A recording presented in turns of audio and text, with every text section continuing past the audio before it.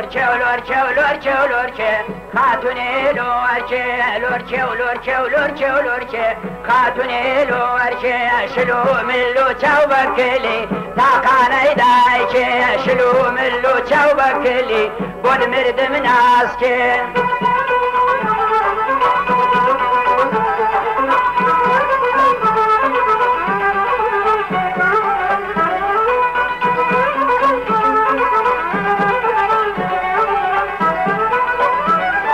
گوزه هلگر جاری دانا خاتونی لورچه گوزه هلگر جاری دانا خاتونی لورچه دریه ناجاموشانا خاتونی لورچه لورچه و لورچه و لورچه و لورچه اوف اوف اوف لورچه لورچه و لورچه و لورچه و لورچه خاتونی لورچه شلو من لو چاو بکلی تاقانه دایشه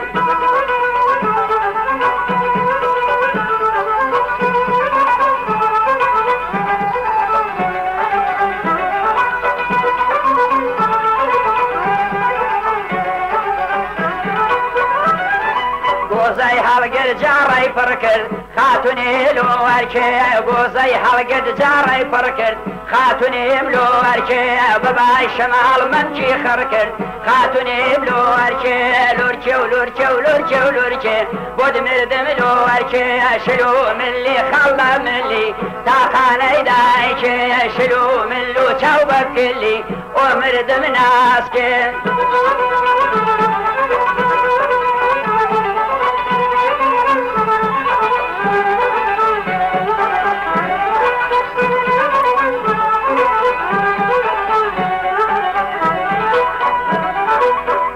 سورو آبی شوه های مردم ناز که گوزه سورو آبی شوه بود مردم ناز که دمم و خالان دکوه دی مرو تاز که دمم و خالان دکوه دی مرو لورچه لورچه و لورچه و لورچه و لورچه فرق برو لورچه لورچه و لورچه و لورچه و لورچه سوق برو لورچه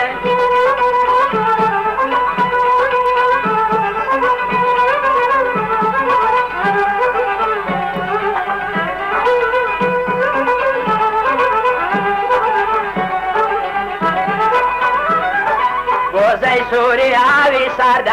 های مرو ناز که گوزه سوری آوی سرده سوگ برو لورچه بوی تی کردم منگی چرده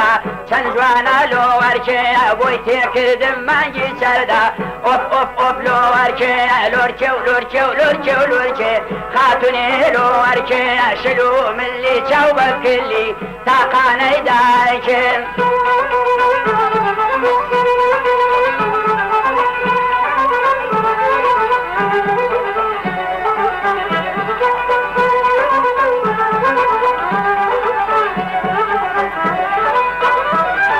گوزه هلگر بوجوی روبر خاتونی لورچه افسونی کرد شوخی ایار هوارو لورچه افسونی کرد نسکو نظر بای مردم لورچه لورچه و لورچه و لورچه و لورچه اوف اوف اوف لورچه لورچه و لورچه و لورچه و لورچه تاقانه دایچه شلو ملی چاو بکلی خلا ملی تاقانه دایچه شلو ملی چاو بکلی تاقانه دایچه